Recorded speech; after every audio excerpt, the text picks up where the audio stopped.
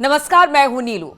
तो पाकिस्तान कितना डरा हुआ है, आप इस बात से अंदाजा लगा सकते हैं कि आज सुबह लाहौर में धमाके की खबर आई और उसके बाद पूरा लाहौर इस वक्त वहां पर अफरा तफरी दिखाई देने लगी। जिस वक्त ये धमाके हुए, बताया जा रहा है 2 जगह धमाके हुए। हालांकि खबर ये आ रही है और अब पाकिस्तान की तरफ से कहा जा रहा है कि शायद वहां पर कोई सैन्य कार्रवाई हो रही थी, इस दौरान कोई मॉक ड्रिल टाइप से चीजें चल रही थी और अचानक वहां पर कुछ ऐसी बातें हुई जिसकी वजह से कुछ धमाका हो गया है। इस तरह की खबरें आ रही हैं, लेकिन आप सोचिए कि किस तरह का खौफ है। कल जिस तरह से आतंकवादियों के 9 ठिकानों पर भारत ने चुन चुन कर वार किया है और उसके बाद कितने आतंकियों को ढेर किया, ये सबने देखा। इसकी तस्वीर पाकिस्तान से आई, वहां के लोगों ने भी कहा कि किस तरह से पाकिस्तान में काल बनकर टूटी है जो भारत की वायुसेना है। और उसके बाद अब ये हालात है कि वहां पर अगर सायरन भी बजा दिया जाता है तो लोगों को लगता है कि कहीं भारत की तरफ से हमला तो नहीं हो रहा है।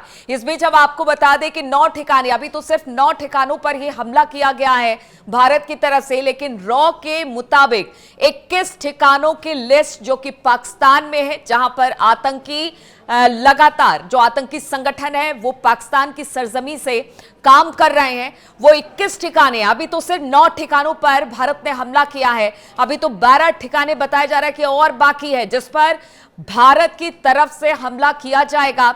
अब ये जो 12 ठिकाने और बचे हैं, बताया जा रहा है कि सूत्रों के हवाले से जो खबर मिल रही है कि कभी भी जो ऑपरेशन सिंदूर है, ऑपरेशन सिंदूर 2 जिसको कहा जा रहा है कि नाम दिया जा सकता है और उसके तहत इन बाकी ठिकानों पर कार्रवाई हो सकती है। इसे लेकर पाकिस्तान अलर्ट है। आज सुबह हमने देखा किस तरह से रावलपिंडी, कराची और पठानकोट, इन सब जगहों पर जो फ्लाइट जा रही थी वो तमाम फ्लाइटें रद्द कर दी गई हैं, क्योंकि पाकिस्तान को लग रहा है कि कहीं ऐसा ना हो कि भारत एक बार फिर से, अभी तो 9 आतंकी ठिकानों पर उसने कार्रवाई की है, अभी तो और भी आतंकी ठिकाने, कुल 21 ठिकाने हैं, कहीं उस पर कार्रवाई ना करे, इसलिए अपनी तरफ से प्रिकॉशन बरत रहा है। और जितनी फ्लाइटें हैं कराची से, रावलपिंडी से जाने वाली, उन सबको रद्द कर दिया गया है पाकिस्तान की तरफ से।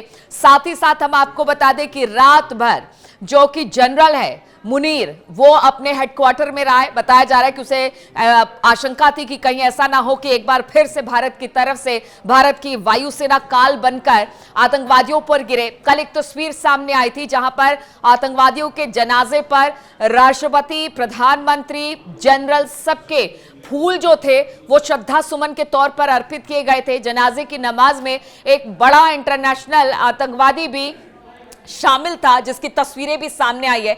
और इसके बावजूद भी पाकिस्तान कहता है कि उसकी सरजमी से आतंकवाद नहीं पनप रहा है।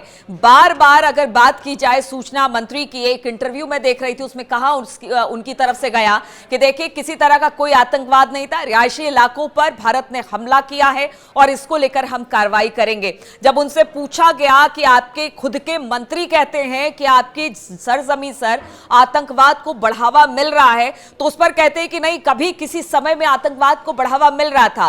खासतौर पर 9/11 या अमेरिका में जिस तरह से ट्विंस टावर पर अटैक किया गया था, उसके बाद से हमने आतंकवाद पर बहुत हद तक काबू पा लिया है। लेकिन भारत जिस तरह से झेल रहा है पिछले 30-40 सालों से आतंकवाद को, उससे कोई नहीं नकार सकता है। और अभी तो देखिए लेटेस्ट पहलगाम का जिस तरह से हमला हुआ, 26 निर्दोषों को मार दिया गया, इसका इतिहास बहुत लंबा चौड़ा है।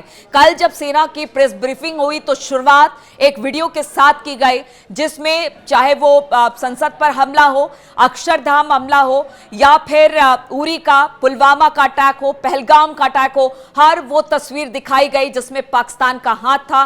बार बार सबूत देने के बावजूद अगर पाकिस्तान इस तरह की कार्रवाई नहीं करता है तो आप समझिए कि किस तरह से अब भारत ही उसे सबक सिखा रहा है। और अगर एनएसए डोभाल की बात की जाए तो उन्होंने तो साफ तौर से कह दिया है कि देखिए, अगर पाकिस्तान की तरफ से कोई जवाबी कार्रवाई होती है तो पाकिस्तान ही इसके लिए जिम्मेदार होगा और भारत इस बार इतना बड़ा हमला पाकिस्तान पर करेगा कि उसके 7 पुश्तें भी याद रहेगी। अब ऐसे में समझिए कि पाकिस्तान तो वो देश है जो कि बहुत ही वो बाज नहीं आएगा अपनी हरकतों से, वो हमला जरूर करेगा। और भारतीय सेना भी अब इसके लिए तैयार है। थल, जल, नभ तीनों तरीके से भारत नजर पाकिस्तान पर बनाए हुए हैं, पाकिस्तान की हरकतों को देख रहा है। हालांकि अगर बॉर्डर एरिया की बात की जाए तो लगातार पाकिस्तान की तरफ से इस वक्त शीलिंग की कार्रवाई चल रही है। वहां पर मोटार दागे जा रहे हैं, पुंछ, राजौरी और जितने और आसपास के इलाके हैं जो कि बॉर्डर के इलाके हैं, वहां पर अलर्ट कर दिया गया है। लोग वहां से छोड़कर जा रहे हैं। 12 लोगों की